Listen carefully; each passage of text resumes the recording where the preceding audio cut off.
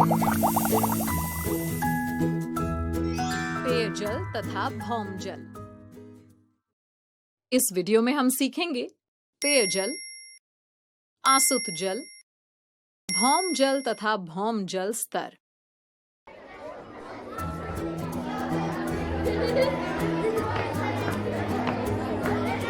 Good morning बच्चों। Good morning दीदी। अरे खोजी, क्या हुआ? तुम क्या सोच रहे हो? आज माँ जब नलके से पीने का पानी भरकर लाई तो उस पानी का स्वाद ही अलग था। अरे हाँ दीदी, कभी कभी जब माँ भी मंदिर के पास वाले कुएं से पीने का पानी लाती हैं, तो उसका स्वाद भी अलग ही होता है। ऐसा क्यों? ओह, तो खोजी तुम ये सोच रहे हो कि आज पीने के पानी का स्वाद अलग क्यों था, है ना? हाँ दीदी। बच्चों, सभी स्रोतों यानी नदी, तालाब, बोर, हैंडपंप से मिलने वाला पानी पीने के लायक नहीं होता। उसमें बहुत से लवण, सूक्ष्म जीवाणु और मिट्टी या बालू के कण भी घुले हो सकते हैं, जो हमारे स्वास्थ्य के लिए हानिकारक होते हैं। दीदी, क्या लवण भी नुकसानदायक होते हैं? बच्चों, पानी में घुले कुछ लवण हमारे शरीर के लिए आवश्यक हैं, लेकिन सीमित मात्रा में। और जब पानी में उनकी मात्रा अधिक होती है, तो उन्हें हटाकर ही पानी का उपयोग किया जाना चाहिए। दीदी, इन सब अशुद्धियों को पानी से हटाते कैसे हैं?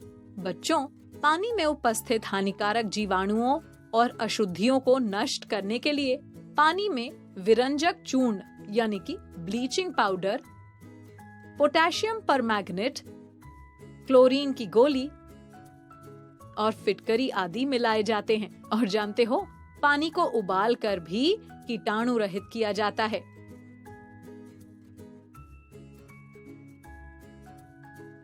तो इसका मतलब है खोजी, आज जो तुम्हारे नलके में पानी आया था, उसमें भी लाल दवा यानी क्लोरीन की गोलियां मिली होंगी। इसी कारण आज तुम्हारे घर के पानी का स्वाद अलग था। क्या सोच रही हो सवाली? संपर्क दीदी, मेरे बुआ के घर पानी साफ करने की मशीन लगी है जो बिजली से चलती है। वो किस प्रकार से काम करती है दीदी? सवाली, उसे वाटर प्यूरिफायर कहते हैं। उसमें पानी में मिली अशुद्धियों को दूर करने के लिए सिरेमिक कैंडल युक्त फिल्टर का उपयोग किया जाता है। और आजकल के कुछ वाटर प्यूरिफायर में पराबैंगनी विकिरणों द्वारा भी पानी को कीटाणु रहित किया जाता है। ये तो कुछ मुश्किल सी चीजें लग रही हैं दीदी।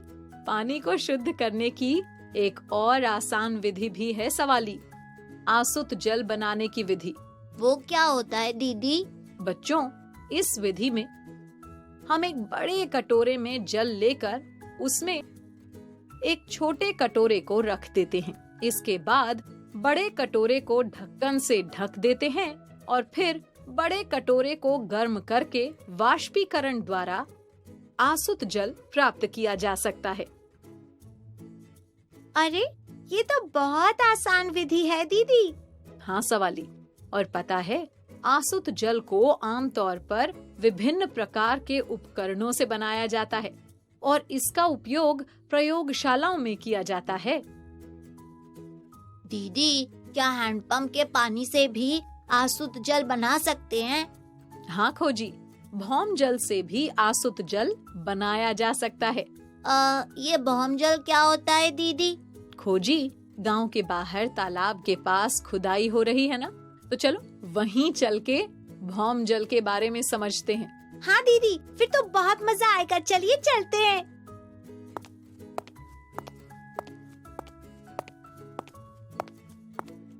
अरे बच्चों, वो देखो, उस गड्ढे में से निकलने वाली मिट्टी नम सी है ना?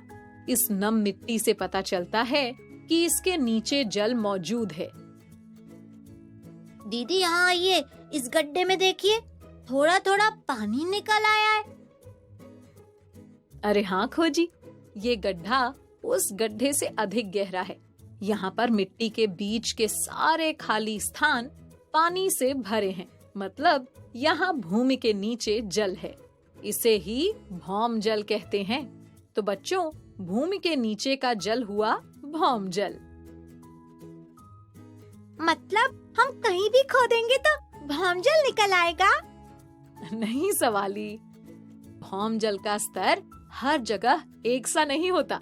किसी किसी जगह थोड़ा खोदने से जल निकलने लगता है और कहीं बहुत अधिक खुदाई करनी पड़ती है। दीदी, जमीन के नीचे इतना भौम जल आता कहाँ से है? बच्चों, बारिश, नदी, तालाब का पानी मिट्टी में रिस कर जमीन के नीचे खाली स्थानों को भर देता है। पानी के इस रिसाव को अंतःस्यंदन यानी इनफिल्ट्रेशन कहते हैं। ऐसे ही रिस रिस कर पानी भूमि के नीचे इकट्ठा हो जाता है। कभी कभी ये स्थिर चट्टानों के नीचे भी संचित हो जाता है, जिसे जलभर यानी एक्विफर कहते हैं। दीदी, तब तो अच्छा है, हम इस भौम जल का इस्तेमाल कर सकते हैं। हाँ सवाली, हम भौम जल का उपयोग तो कर सकते हैं, लेकिन हम भौम जल को बड़ी मात्रा में पेयजल, औद्योगिक कार्य, कृषि कार्य के लिए जमीन में बोर कर पंप की सहायता से लगातार निकाल रहे हैं।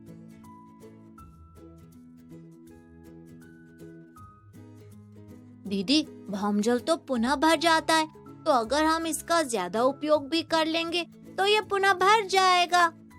बच्चों, भौम जल भूमि के नीचे धीरे धीरे इकट्ठा होता है, लेकिन हम उसे अपने उपयोग के लिए बहुत जल्दी जल्दी निकाल लेते हैं। इससे भौम जल स्तर नीचे गिरता जा रहा है और अगर हम ऐसे ही भौम जल का उपयोग करते रहे तो भौम जल शीघ्र ही समाप्त हो जाएगा। और पता है बच्चों, इन सब के अलावा अन्य कारणों से भी भौम जल कम होता जा रहा है। और कौन कौन से कारण है दीदी? कम वर्षा, जंगलों की कटाई, शहरीकरण के कारण वर्षा जल के भूमि में रिसाव हेतु पर्याप्त भूमि की उपलब्धता न होने से वर्षा जल का बह जाना आदि के कारण भौम जल के स्तर में कमी आ रही है। तो बच्चों, आया समझ में? हाँ दीदी। अच्छा, अब तुम लोग सब समझ गए हो तो मेरे कुछ प्रश्नों के जवाब दो। जी दीदी, पूछिए। तो सबसे पहले ये बताओ कि पेयजल में उपस्थित हानिकारक जीवाणुओं को किस प्रकार से नष्ट किया जा सकता है? दीदी, पानी में bleaching powder, potassium permanganate, chlorine की गोली और फिटकरी मिलाकर। और दीदी, उबाल कर भी हम पानी को शुद्ध कर सकते हैं। शाबाश। अच्छा, अब ये बताओ कि वाटर प्यूरिफायर में ऐसा क्या लगा होता है जो पानी को शुद्ध करता है?